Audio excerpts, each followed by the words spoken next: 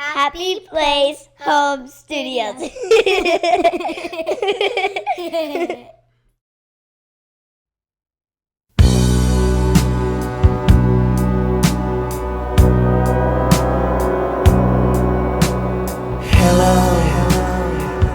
is there anybody in there? Welcome to Creating One-Man Covers here at Happy Place Home Studio. So what exactly is a one-man cover? Well, a cover, of course, is reproducing a song that was written and performed by someone else. And a one-man cover is where you are going to play every instrument and maybe sing every part of that song. So why would you create a one-man cover? Well, a couple of years ago, actually it's more than a couple now, a few years back, I just got the notion to create a cover of a song that I was enjoying listening to at the time. I won't even tell you what the song was, and the first cover I created was pretty much not very good. But I really enjoyed the process. I enjoyed the process of figuring out what all the parts are in a song, learning the parts on all the different instruments, guitars, bass, drums, etc., and making decisions on, how much time was I going to put into this? How much quality did I want to create? How exactly was I going to try to reproduce the song? Now, that very first song I did was just audio. Just made a, recording of it with my digital performer software and using all my instruments in my studio, et cetera, et cetera. But later I started actually producing covers that were more than that, actually making a video and a video of all the different parts recorded separately. Of course, I can't play them more than one instrument at the same time. And I really enjoyed that part of it as well. I loved the challenge of it. It pushed me on instruments I'm not as good at as others. And there were a lot of things that I enjoyed about the process of creating a one-man cover. We're going to talk about what is the process of creating a one-man cover. What are the different steps that you go through when you've decided to do this? But I guess you should also think about the motivation of doing it. I've talked about mine. I just simply enjoyed it. And I was creating whatever I ended up creating, I was creating really for an audience of one, myself. I'm not, I'm not going to get rich or get lots of hits or lots of subscribers on Happy Place Home Studio by creating one-man covers.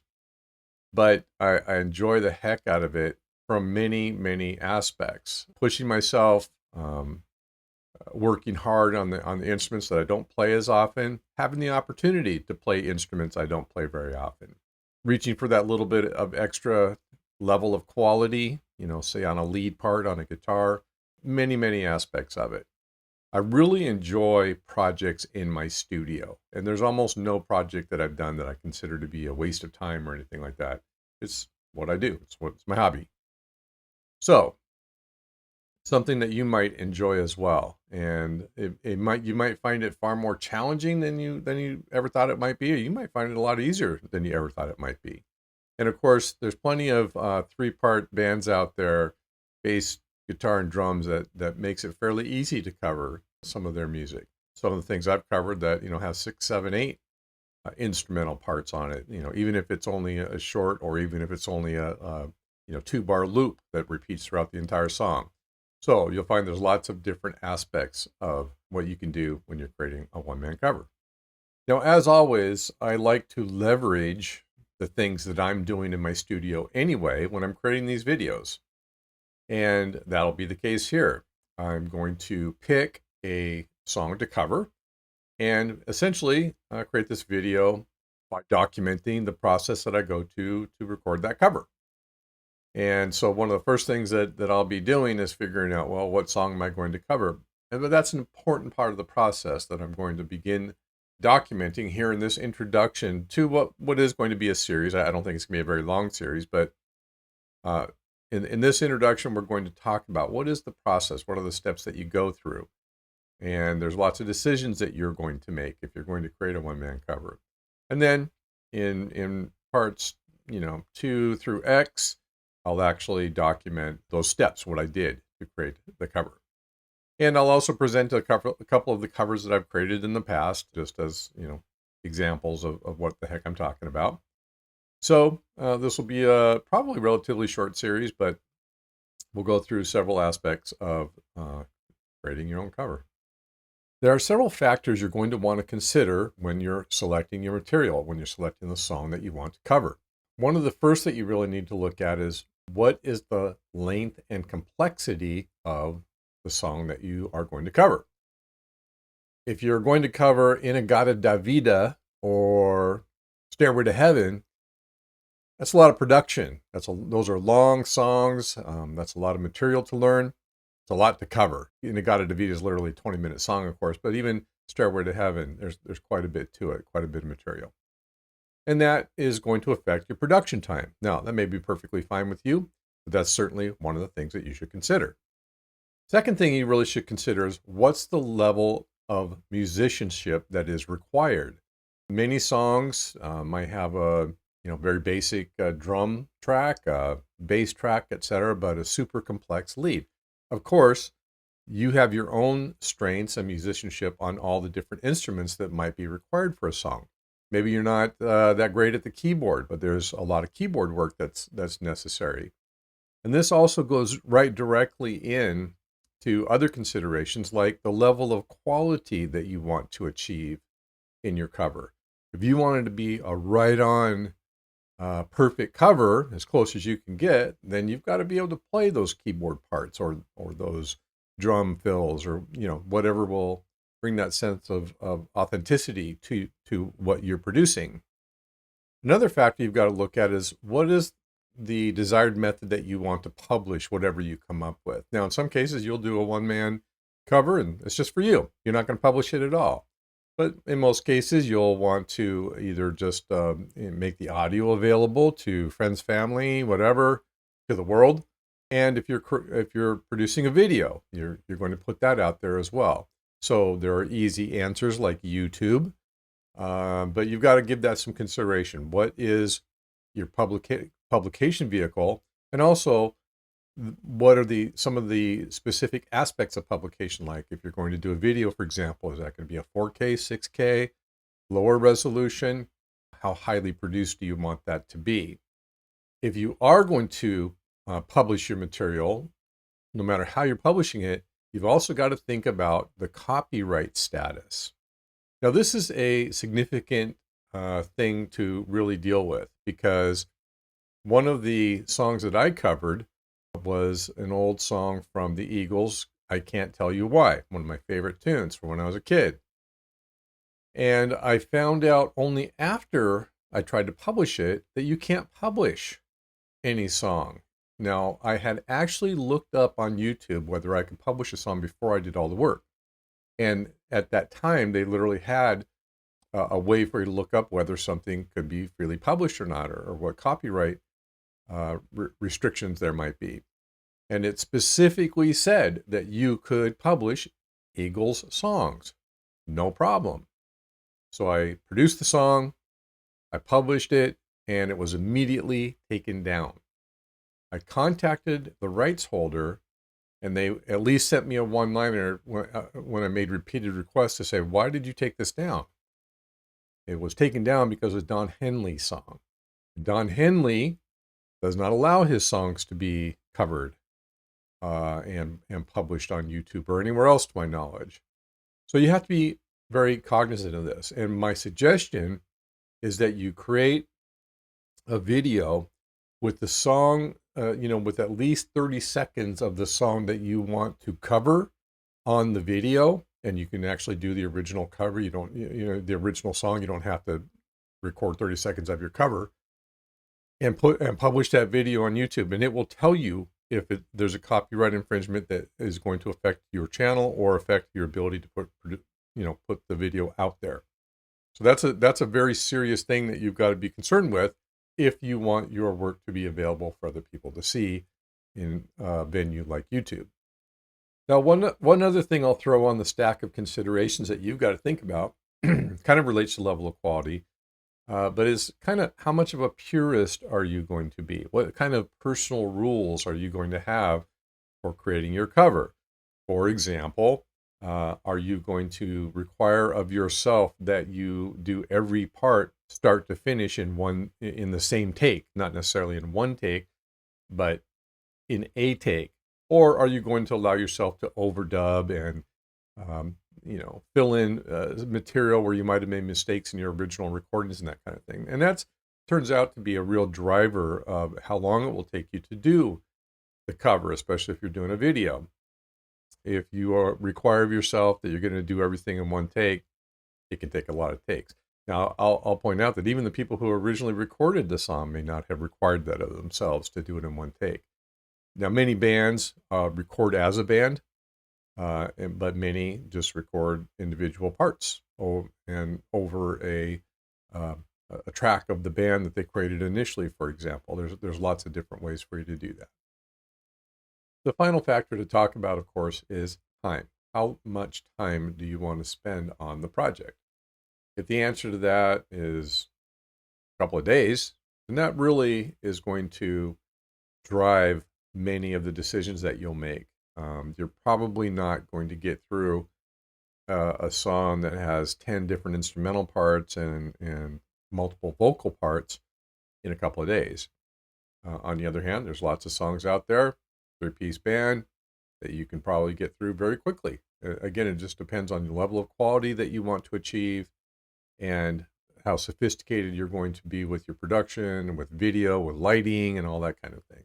If you're keeping things simple, you can usually get through a good cover with a medium number of instruments, in a week or so. But you know how much time you have available to yourself, the level of quality that you are going to demand, and the end result of the production that you want to have. As mentioned, I'm going to use my own process of covering a song to document the process. And so where I'm at now is it's time for me to select a song that I want to cover. I have candidates in mind. But I also want to overlay on that those considerations that I just talked about that are going to be important to me. And I'm going to start with those that are overall considerations. I want a decent level of quality. Now, that has a lot to do with musicianship. And I decided on a word to use for my musicianship, which is serviceable. I think my musicianship is serviceable for the level of quality that I want to achieve, which is fairly good level of quality and good replication of the song that I'm covering. I'm not looking to break new ground in covering the song. I pretty much want to create a fairly straight up cover. So from a quality standpoint, I'm looking for a high level of quality with that serviceable level of musicianship that I have. I have no delusions about how good a musician I am. So that's where that term serviceable came from. Now, in terms of the time that I want to spend, I'm hoping to get everything done within a couple of weeks on the clock. That might not be true on the calendar because I happen to be doing a lot of traveling right now. I've only got a few days left before I'm traveling again, so it could take longer on the calendar than it will on the clock. I'm hoping to spend a couple of weeks overall, not only covering the song, but doing this video documentation to create a blueprint for others. I'm already fairly well into that time frame, but hopefully the rest will not take too much longer, and I've probably got about a week to 10 days left on that schedule. Now, as far as the complexity of the song I want to do, I'd like to do a fairly straightforward song. I like to cover 6 to 7 total instruments, maybe a couple of guitars, a bass, drum, a keyboard, maybe a track of percussion, that kind of thing. So fairly straightforward.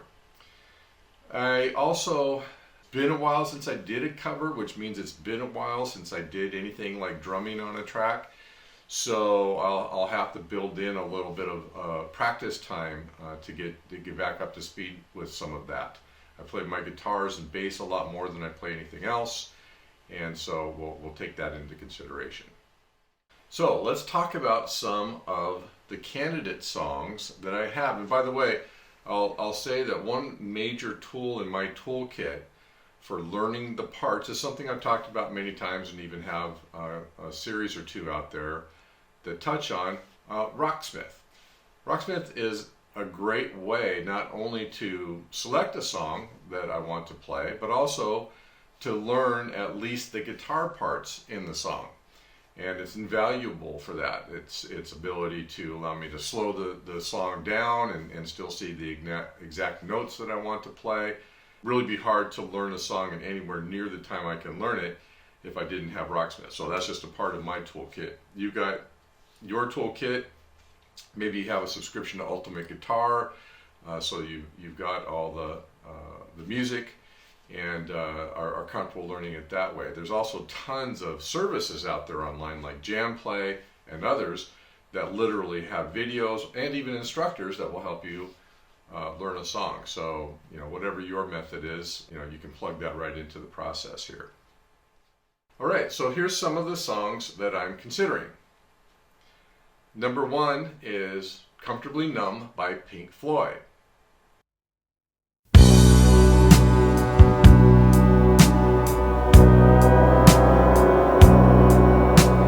Hello, is there anybody in there? Just not if you can hear me. Is there anyone home? Now, Pink Floyd are incredible artists and musicians, and I wouldn't even begin to say that I can touch their musicianship. Comfortably Numb is a very straightforward song. It's got a great bass part, guitars, it's got keyboard, drums, obviously the makeup of their band, and I don't think there's anything I can't do. The second lead is hard for me to hit a high level of quality on, but I think I can get that serviceable level of quality. And some of the keyboard parts I'll have to do some research and look into, and also find the right tones for that on my Roland 2500. But I believe that I could do that. Now the vocal parts, I'm not a good singer, but I believe that the vocals that they do on this song are something that I can do. So that would probably not be the shining star of the cover, but I think, again, it is serviceable. So Comfortably Numb is definitely one of my candidates. The second song I'm considering is one that I absolutely love to play on the bass, Tuesday's Gone by Lynyrd Skynyrd.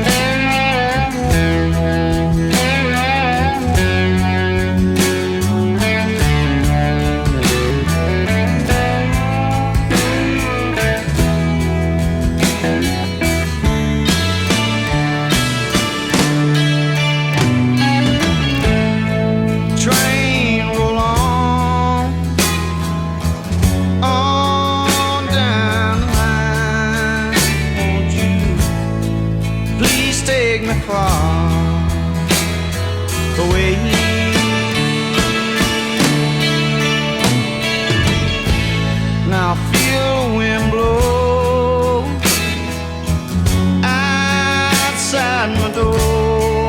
Meantime, I'm leaving my woman at home.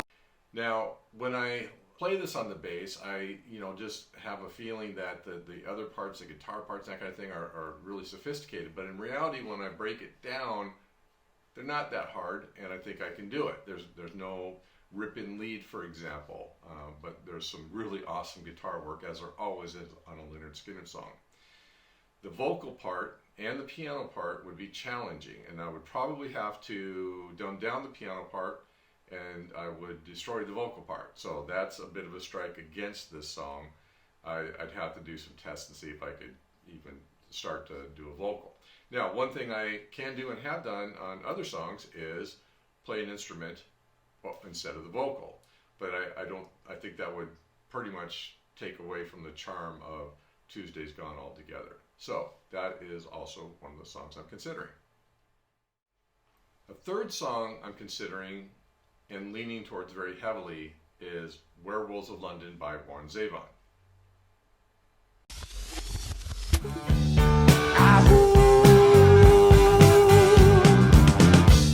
Well, I saw Lon Chaney walking with the Queen, doing the Werewolves of London.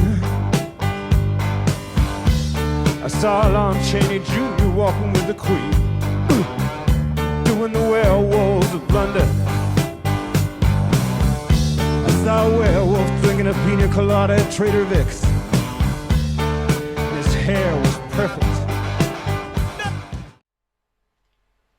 This is an absolutely classic tune, and I love it. And I have actually played it and even tried to sing it in front of a live audience before.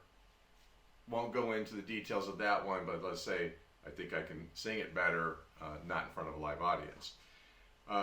It's just, a very straightforward song because it's just repeats basically 3 chords with some great riffs and a cool lead in the middle, and of course, the very awesome lyrics sung by Warren Zevon. I am leaning towards this one because I already have a base of knowledge on how to play it. It is very straightforward. I don't think I'll have any problem with any of the individual parts. And Mr. Zevon's voice is somewhat akin to mine, and I don't think that the key of the song is a problem. So that is one that I'm definitely giving very serious consideration to. There are a couple of other songs that are in the running, but those are the 3 songs that I am most seriously thinking about. So I'm just going to go through a process of trying out some of the parts and see if I feel comfortable with it and make a final decision on which song I'm going to cover. Now that I have 3 excellent candidate songs, I want to take care of the copyright component of what we talked about earlier. I need to make sure that if I go through all the trouble and all the time that it takes to record one of these songs as a cover, that I won't be unable to post it on YouTube, which is what I will make it available on, without being penalized or possibly being forced to take the video down. So my strategy for that is to basically post a short video with the clips that you just saw and use that to test whether YouTube is going to have a problem or the copyright holder is going to have a problem with any of these songs. Now, to be clear, every one of these songs absolutely has a copyright holder. The question is, are they like Don Henley and refuse to allow you to post the songs or use them in any way without penalizing you? And the most severe penalty is forcing you to take the video down or actually having the video automatically taken down, or forcing you to lose your monetization capability. Now, I personally do not care about monetization, but many people that post on YouTube do. So my strategy is to make a short video, just including the clips of those songs, and post that on YouTube as an unlisted video, so it's not public on my channel, and then see what response you get from YouTube. They will immediately evaluate the video as soon as you post it. In fact, they won't post it without evaluating it, and you'll be able to see the results of that evaluation. So I'm going to go ahead and use Final Cut Pro to make a short video and post that up, share it up on YouTube. All right, this view shows us the content page from my YouTube studio for my channel. And I'll call your attention to the last 2 entries. One is the previous cover that I posted of December by Collective Soul. And as you can see, there is a copyright claim on this post.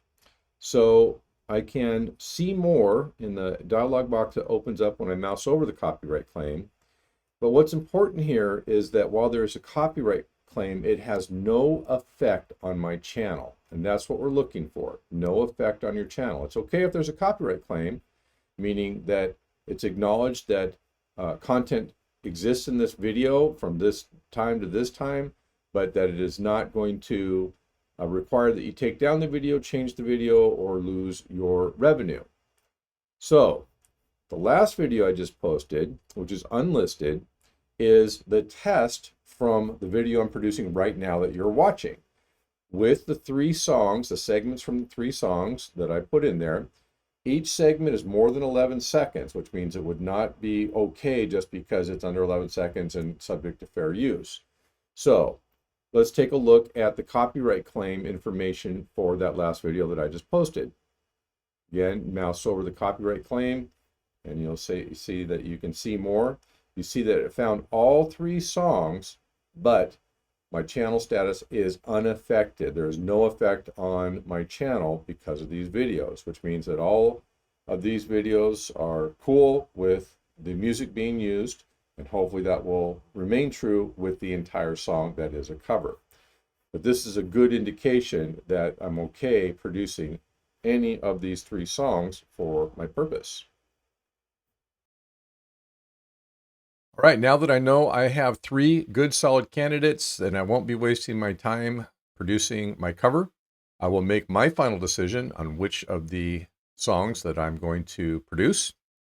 And in part 3 of this series, I will actually go into the production and show you how I do that. Part 2 is just simply, this is part 1, the introduction. Part 2 is just simply my previous cover song that I'd recorded. Collective Souls December, and then part 3 will be the actual production of my selected song. So thank you for joining for this part 1, and we will see you again hopefully shortly as I complete my selection process and begin production of part 3. Well, I saw Lon Chaney walking with the Queen, doing the werewolves of London. I saw Lon Chaney Jr. walking with the Queen, doing the werewolves of London. I saw a werewolf drinking a pina colada at Trader Vic's.